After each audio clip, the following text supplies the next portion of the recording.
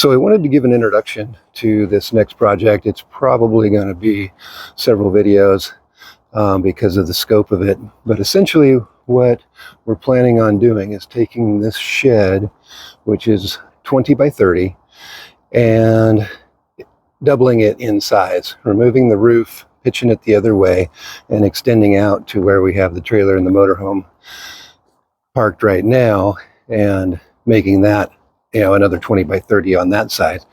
So to begin with, what I've done is remove this wall, and the guys are coming today to cut out this footing, and then we're pouring a slab, and it's going to extend from inside the building and have another 20 by 20 out here on the exterior, just to give me a nice workspace, parking space, and really good access. This shed just is very funky the way it was set up. It actually was used as a sheep barn, a cattle barn, and a chicken house at one point before we bought it. It has these two sliding doors, but as you can see, they are only about 10 feet from this other building, which is my woodworking shop right now, and you can't get a vehicle in and out of here. And even though it is 600 square feet inside, could easily fit 4 vehicles, you cannot get a regular vehicle in here because of the angle. And it also has a post right in the middle. And that's another part of this series where I'm going to mill a beam to actually temporarily hold that up, because it's going to be a while before I pull off the roof and do the rest of this project. And I do need the covered storage space. And unfortunately, just before we bought the place 4 years ago, they had re-roofed all of these buildings. So it is a really good roof, but it just doesn't work, and it's going to go. So I'll try to get a little bit of footage of the guys cutting the concrete, and I'll just continually show you the progress on this project along the way. So got a concrete crew out here working. Yeah, these guys, RT Concrete, seem to have some really good reviews. Doubt you can hear me over this, but they're getting started on the cutting. I'm curious to see how this goes.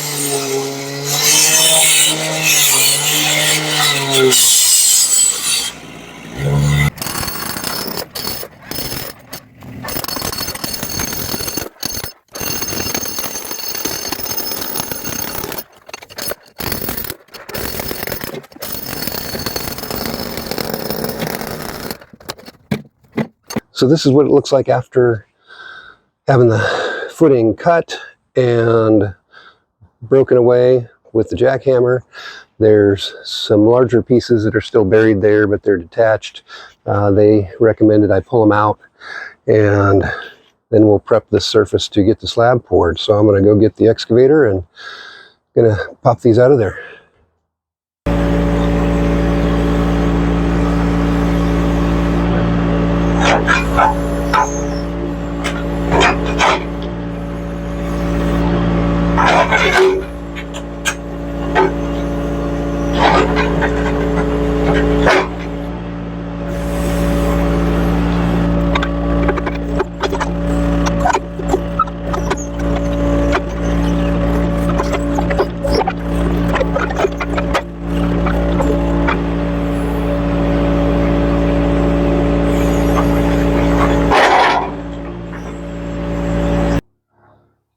All right, so it looks like I got a piece of rebar to cut off there.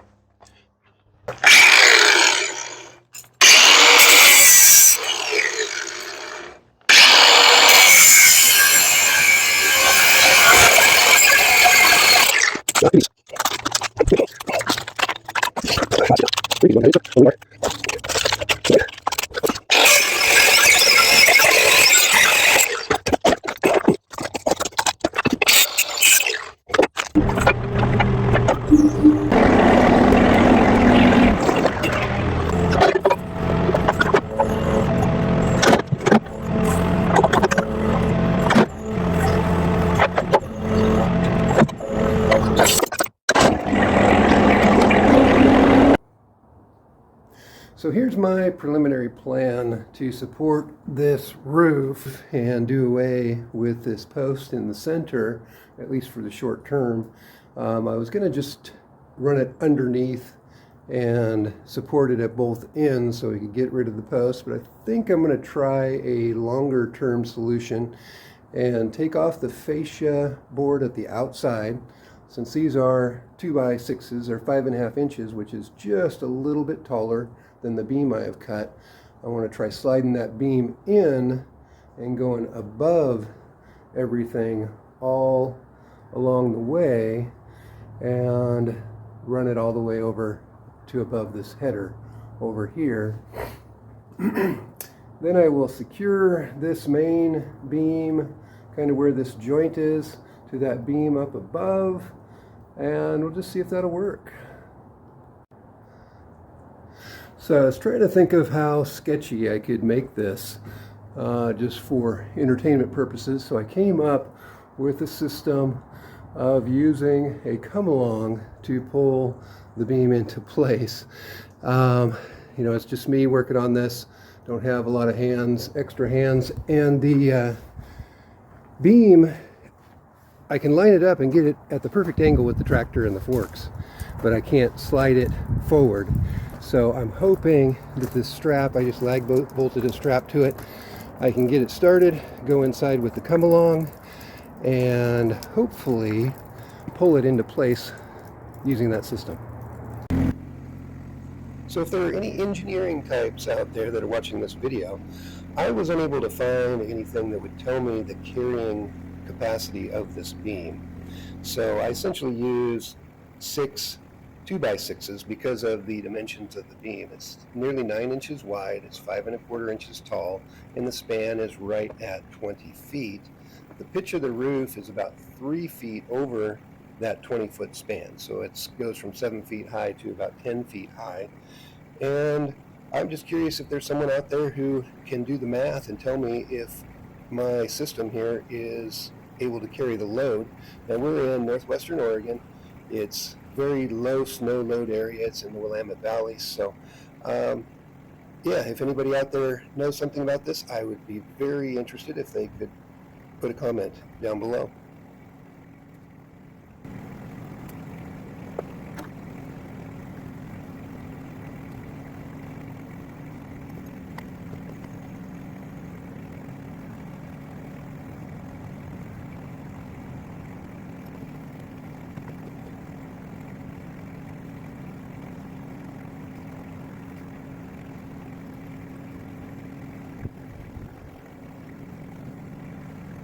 Another question I got was, how much is that beam worth? So I just gave you the dimensions. I'm curious if there's somebody out there with a mill that does this, you know, commercially, that could put a value on that beam. I basically just cut lumber for myself, so I don't really know what the market value of a beam that size would be.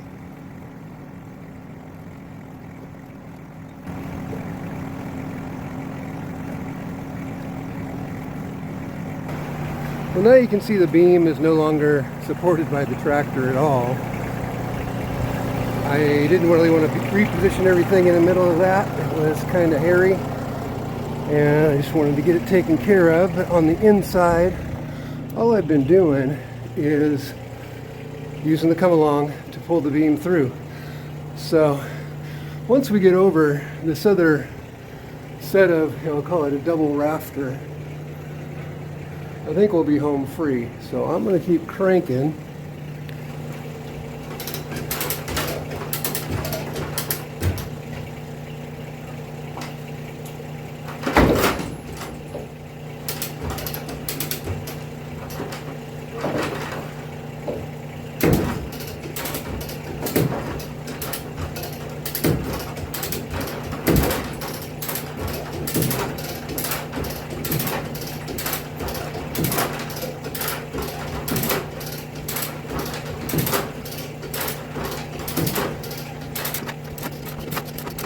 So that's what I was afraid of. It's starting to sag down, and so I need to come up with a way to support it as I pull it forward. So I'm going to ponder that and see what I come up with.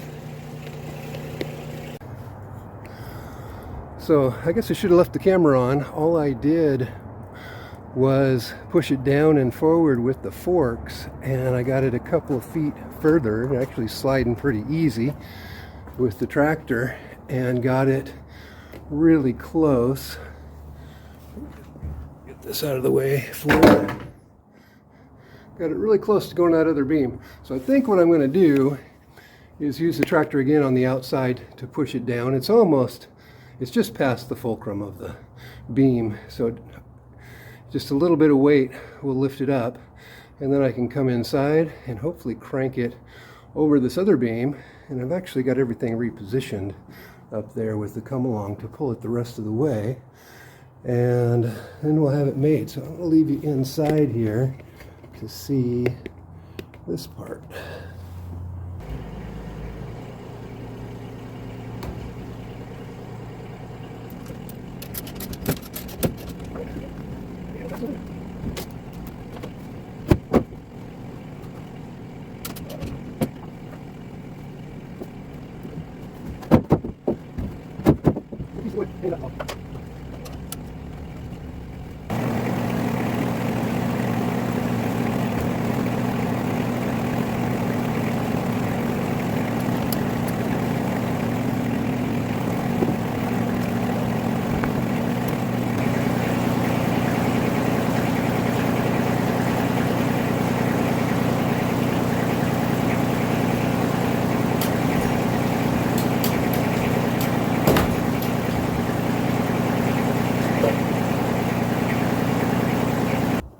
All right, we made it over, and I'm hoping from here we're going to be home free. I'm going to just do some more cranking, see how far I get, and I can also go through and push with the tractor. From the back side.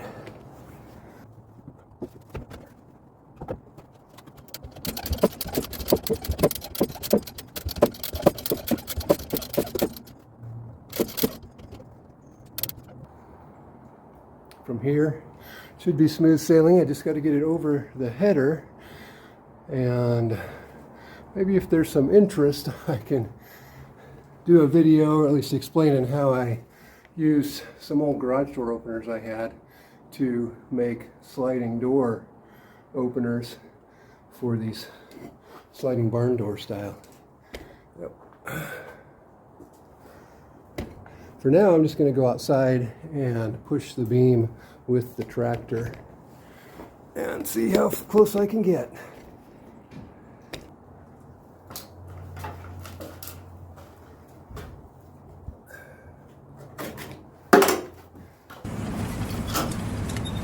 Hey, want to hear the most annoying sound in the world?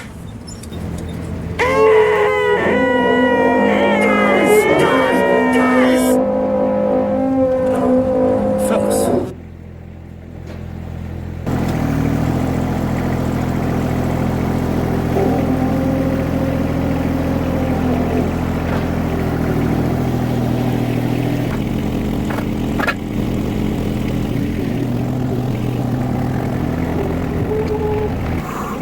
We're getting really close. It's got 8 inches or so left of beam. Hopefully my measurements were right, and we're going to make it all the way across. Oh, and look at that. It did it without me even lining it up. So I'm going to give that 2 or 3 more inches. And the exposure is really bad for you guys inside of here, so I'm going to push that from the outside. That black blob is my strap that I cut off. But we are really close. I think it's going to be just about right. So yeah, I'll just give you the view from inside here.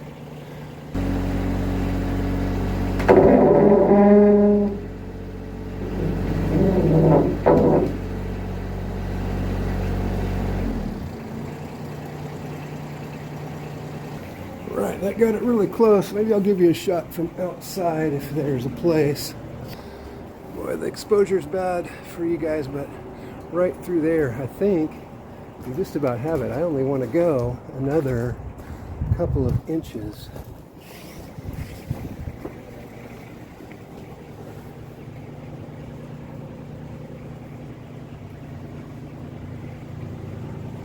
on top of the plate. And just a couple more inches to go.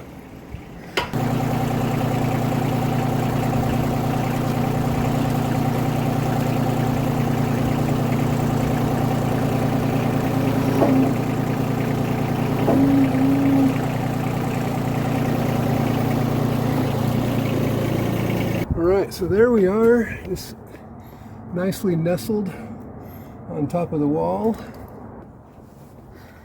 On the inside, we're passing over this beam, and I know what you're thinking is that's not going to support anything because it's on top of the beam, and you would be right. But it isn't also on top of the header over here. And so the next piece is one to sister it up with the 2x6 next to it, so that's good and strong, and then make some kind of a cradle to hold the beam beneath it. I haven't exactly decided how to do that. This was the first part. This was the first piece of the puzzle, and it went very well, so I can't complain. And even if I don't take the roof off of this building for quite some time to redo it, I will be able to get this beam out, and once the concrete is poured in here, be much easier to use without that beam right in the center. So, and a quick update on the concrete pour. The inside of the building here, trying to make you dizzy, is leveled, compacted, ready to go. We've got basically the dig out here for a footing on the side to match what we have. Those side doors, barn doors, are most likely going to go away. Add a man door and close that in, give me some more wall space. And yesterday I was in the middle of digging out for this and actually getting really close to having at least a rough grade, and then the rain just started pouring down and turned it into a mud hole, so had to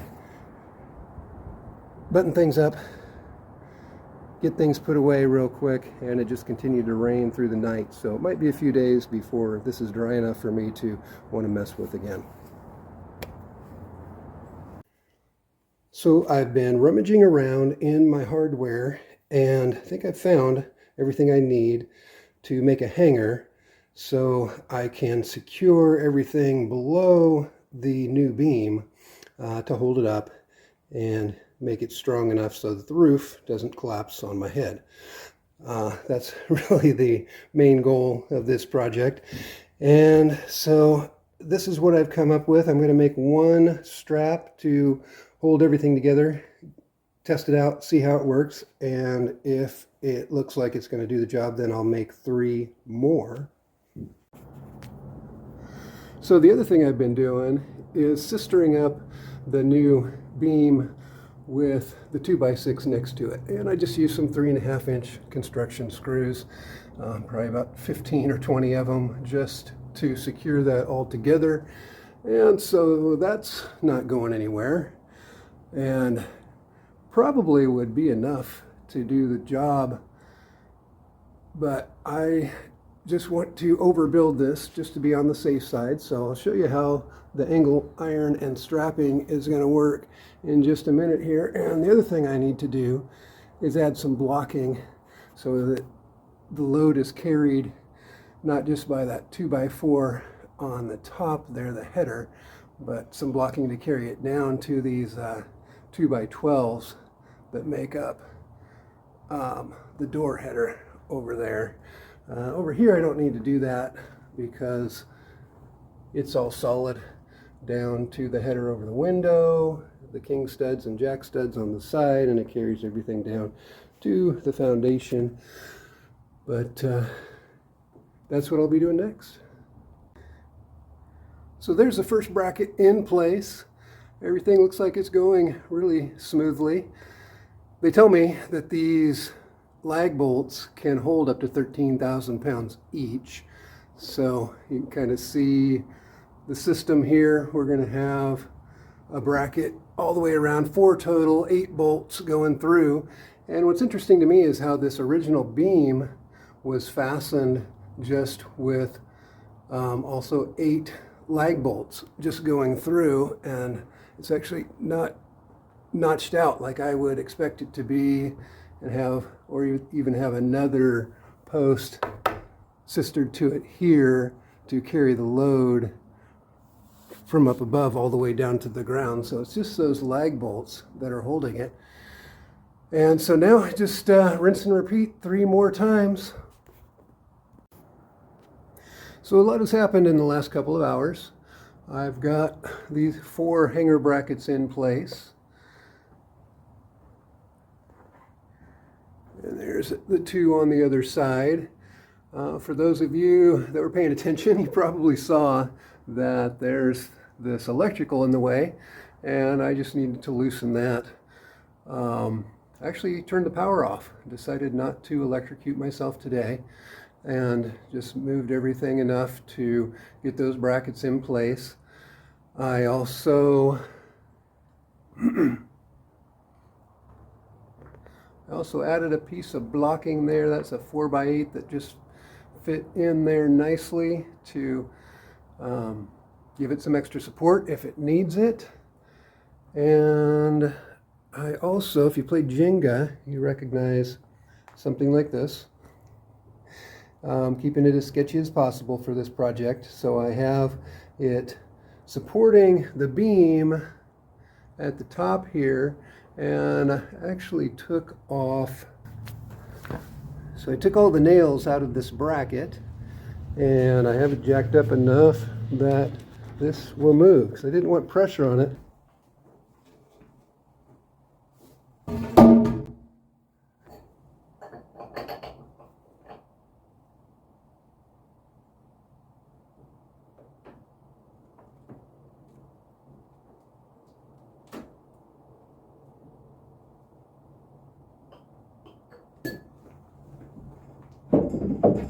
There, it's holding.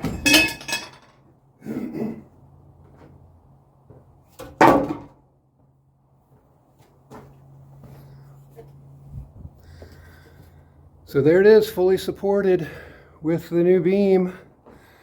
I'm gonna say I got about 1 inch of sag.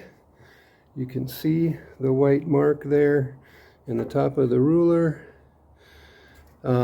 Maybe 3/4 of an inch in reality, because I lifted it up before I set that up. But that is, I would call it success. So we have a shed now with no obstructions. And again, this is 20 by 30. Plenty of room. Actually could fit 4 vehicles in here if I wanted to. But that post was just annoying. So now, obstacle free.